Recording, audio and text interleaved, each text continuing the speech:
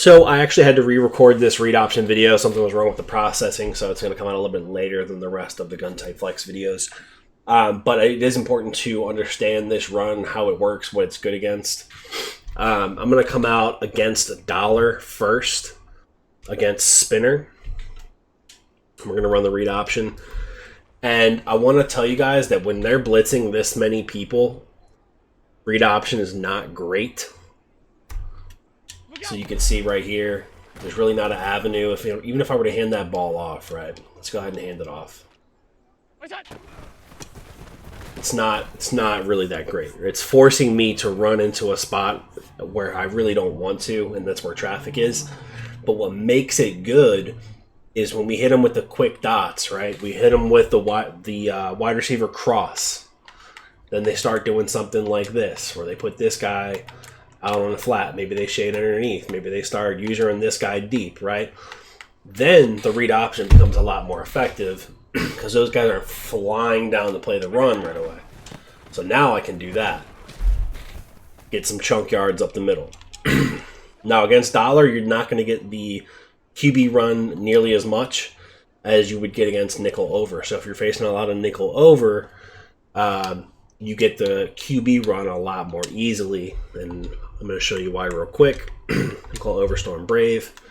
Again, it's not as good when they're all blitzing, so we do something like this. This will be our user. Maybe this guy goes up to play the halfback, whatever. You get something like this. Now we've got 2 blockers out on the right, technically 3. The defensive end is going to be the read man, and if we were to keep it with our quarterback, sometimes that guy gets blocked, sometimes he doesn't, but we get big yards. So even if I were to hand that off, I still have a gap here. And let's go ahead and press everybody again.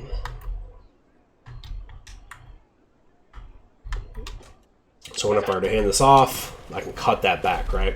It's positive yards, positive yards, positive yards. Makes it so they can't just pass commit every down. And that's what's important in this game because the defensive ends and the wide rush angles, they beat their man so quick. And actually in nickel over, if they crash up, they get those one-on-ones and sometimes they get those instant wins. Pass committing will help them out tremendously. If you don't allow them to pass commit, then you've also taken away part of how effective their defense is, right?